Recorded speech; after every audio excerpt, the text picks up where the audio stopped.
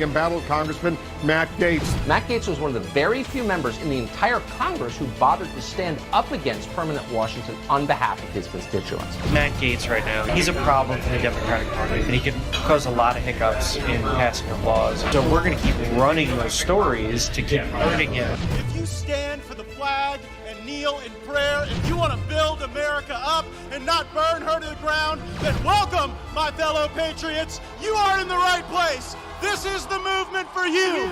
You ever watch this guy on television? It's like a machine. Matt Gaetz. I'm a canceled man in some corners of the internet. Many days I'm a marked man in Congress, a wanted man by the deep state. They aren't really coming for me.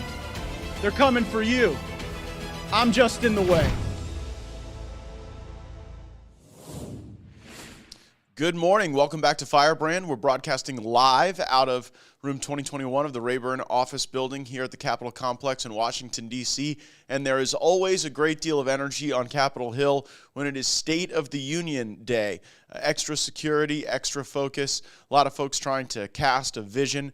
And President Biden will be here in the halls of the House of Representatives this evening to deliver the State of the Union, and there's always a great deal of interest in who members of Congress select to be their guest for the State of the Union. And I invited Sergeant First Class Martin Acosta, someone who served as a Green Beret in our district and is now transitioning to civilian life. He's got a lot to share about his time in Afghanistan, about the unique brotherhood that appends to service in our military, about the path to special forces, and about mental health challenges that we have so many of our veterans wanting to address, and they want to advocate for those who are still in uniform, their family members. It's a terrific interview. Take a listen to Sergeant First Class Martin Acosta. We're joined now by Sergeant First Class Martin Acosta, served our great country as a Green Beret, was working right there with the 7th Special Forces Group and a member of that elite organization. And my good friend, we actually met for the first time at a Walter Reed and have stayed in contact ever since. Martin, thanks so much for joining me here in the office. Thank you for having me, sir. Thank you. And I am very excited because I'm going to get to invite you to join me during President Biden's State of the Union. It is an august ceremony. It is a moment for our country to hear from the President of the United States about vision and goals. And I just wanted to thank you with our whole audience for giving us the great honor of having you here and having you join me. Thank you, sir. I am very grateful for the opportunity of being able to attend with you and see this side of the government that, you know, not a lot of people get to see. So I'm very excited. Thank you. You will definitely get the behind-the-scenes views and now see everybody likes that they can have the cameras to see who's talking to who and chit-chatting with who, and you'll have the whole perspective. You're a big dude, so I only feel bad about whoever has to sit behind you because they might not have as good a view. But I wanted to talk to you about your path to the United States Army, because right now in the Armed Services Committee, we're very concerned that recruiting has become harder, that the people who are even physically eligible to serve in the Army is less and less over time. And so you're one of our great celebrated heroes. Tell us about what brought you to the United States Army. Well, let me just start out, sir, by saying I was born in Texas, but I pretty much grew up in the south side of Chicago. So, I tell people nowadays, I kind of got to see combat before actually joining the military.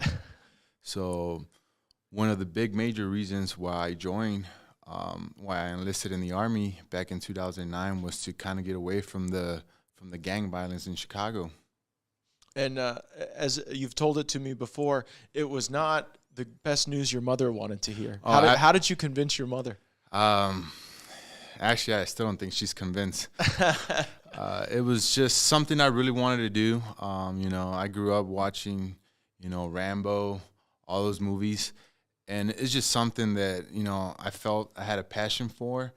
But coming from a household, being a single, Hispanic woman with 3 boys and a young girl, she was in her 20s.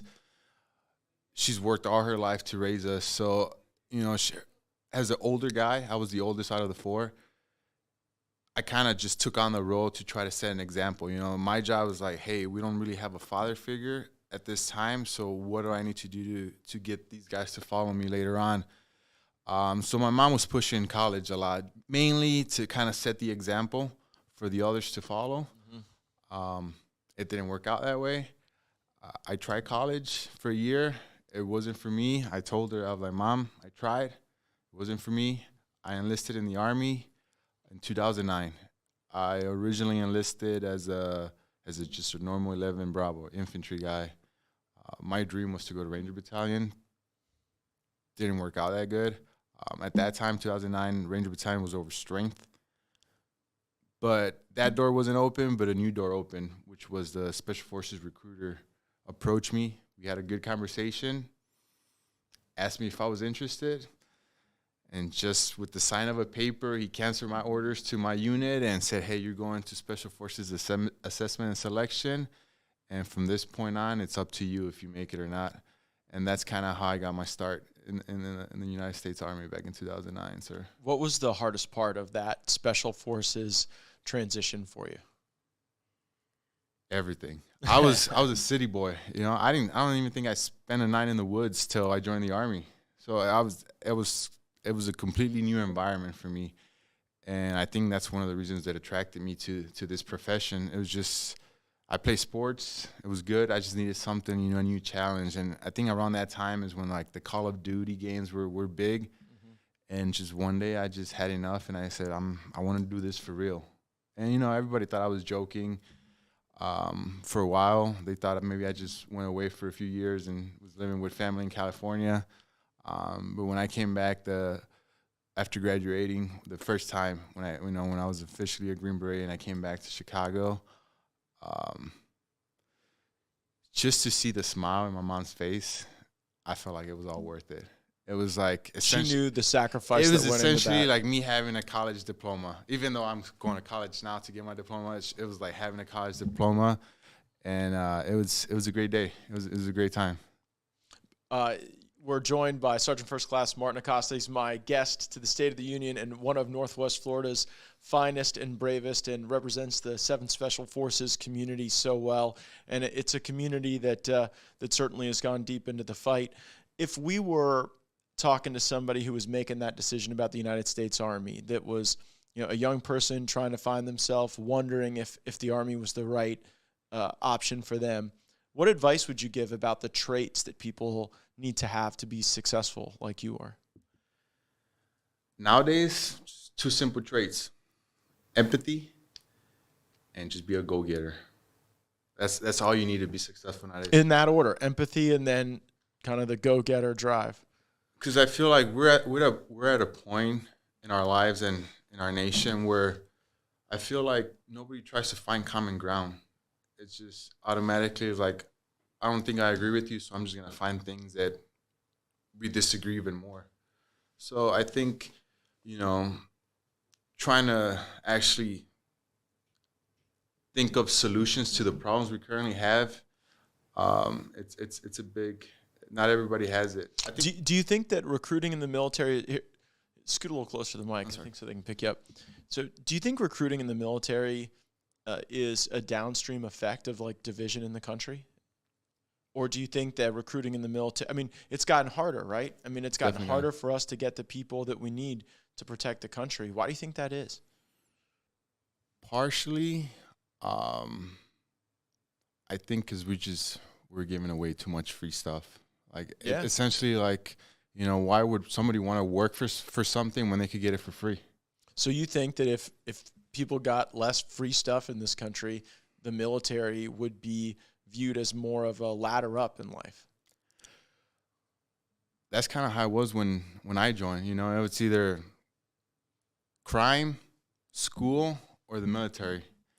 And, you know, those were my 3 options. And if I was going to try to stay home and I wasn't going to go to school, I wasn't going to have any money unless I worked for it. Or I went to school and had a good profession. And I understand, you know, to a certain point, you know, you need to, maybe it's a starter. You need like a starter package, you know, something to get started. But we can't carry somebody the entire time. You know, we can only help you stand up, and then the rest is on your own. So I think we definitely, I wouldn't say necessarily stop a lot of stuff, just maybe restructure it. You know, have a better understanding of why people are doing the things that they're doing. Well, you made this choice to go into the Army. You then get tapped for Special Forces. You go excel there, and you find yourself in Afghanistan. I know the story, but for those who don't, share your experience in Afghanistan, the mission you were working on, the work you were doing, and then how we ultimately came to meet up at Walter Reed. Yes, absolutely. So it was back in 2020. We deployed January 2020, a week after the new year.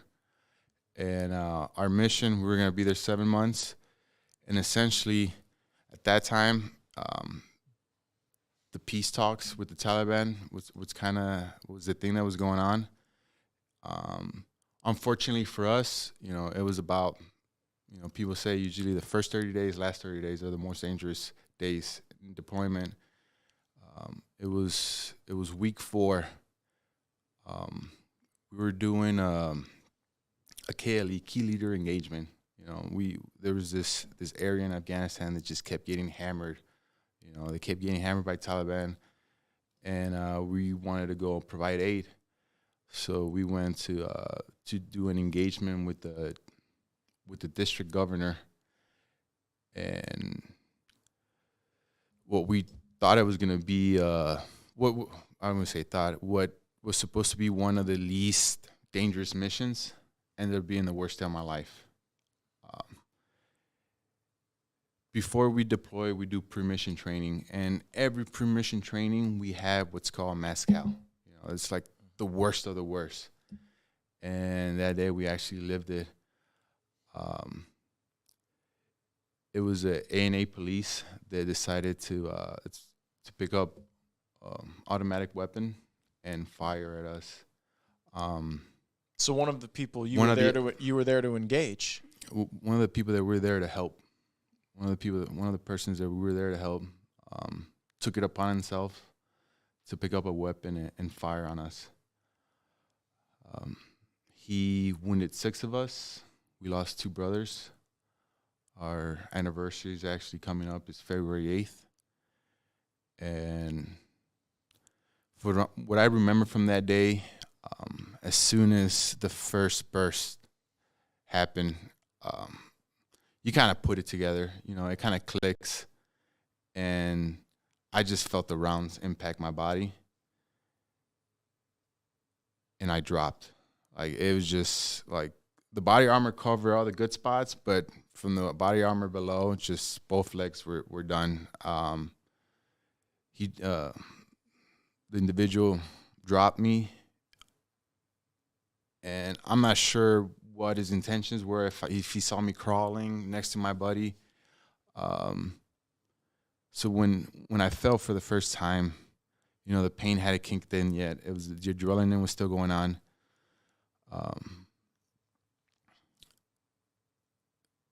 His name is Javier Jaguar Gutierrez. He goes by Jag for short. He was my communication sergeant at the time. We were right next to each other. I kind of fell forward on my stomach. He was on his back. And right behind him, there was like a little ditch. It wasn't much, but it was something. So we were trying to crawl to it. He was pulling me, trying to get me to him. And within seconds, we heard another burst of fire. And I got impacted a couple more times, and I saw my buddy took a fatal shot.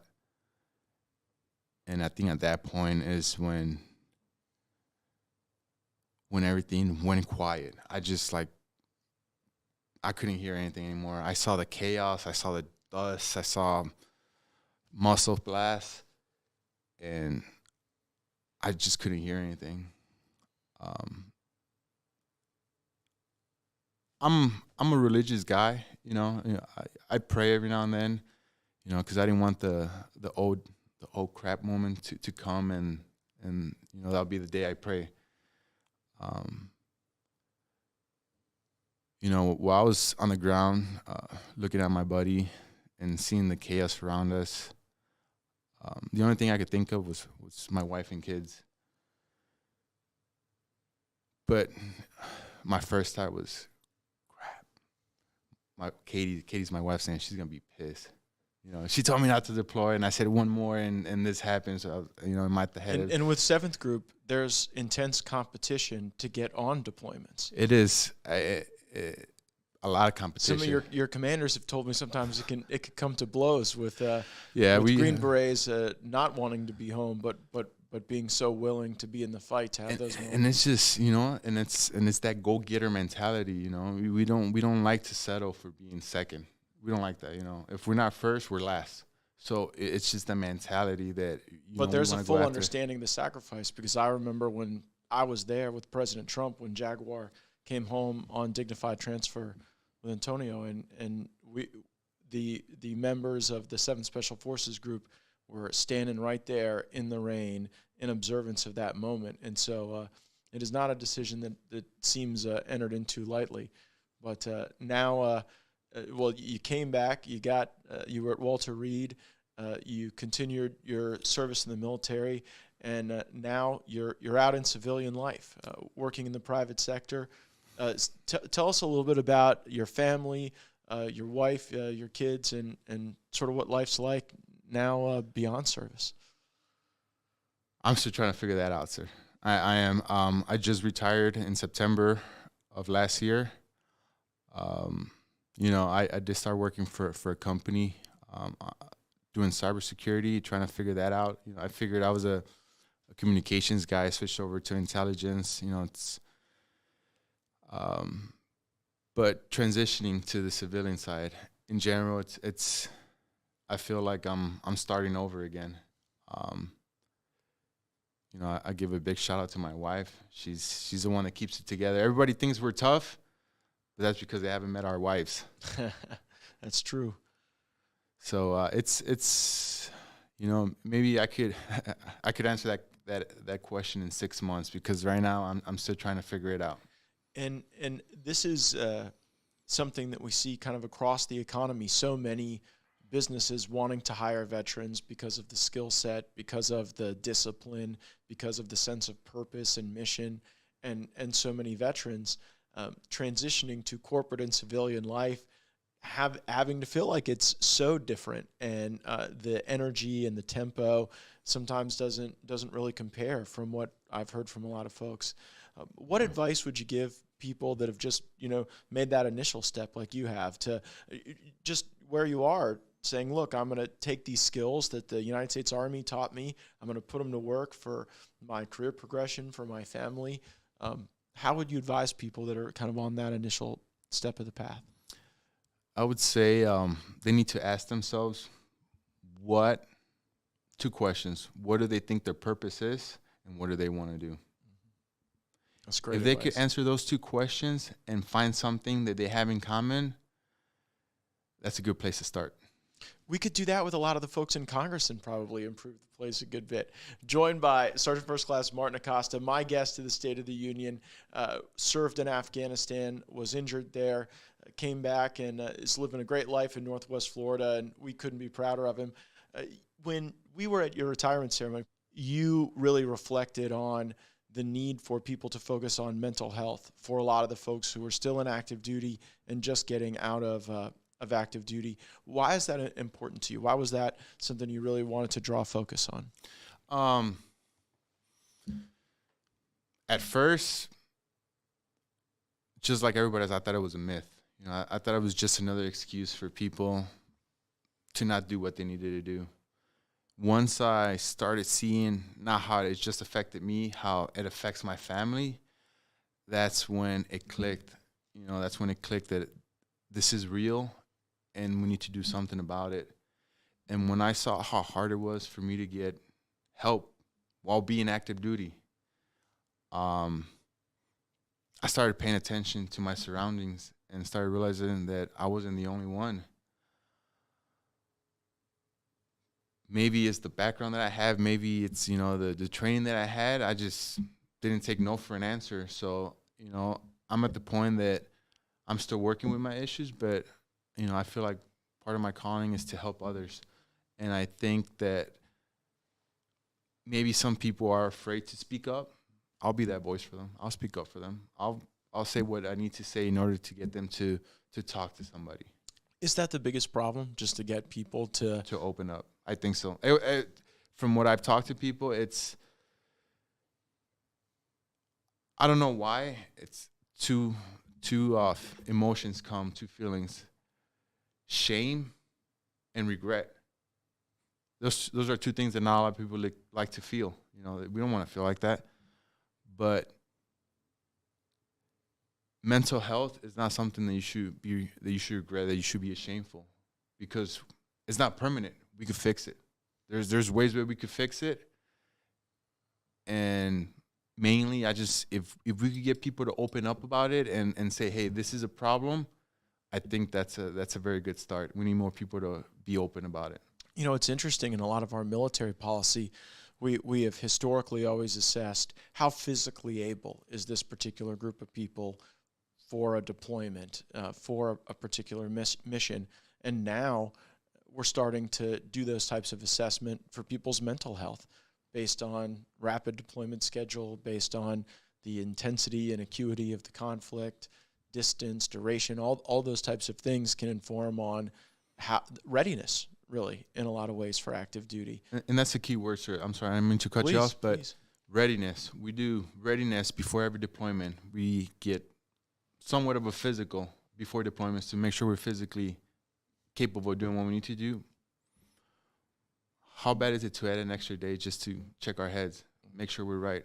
You know, we don't really do that in the military. I think that's very important. And now that I'm a little more open about it, and people are listening, that's the good thing. People are actually listening now.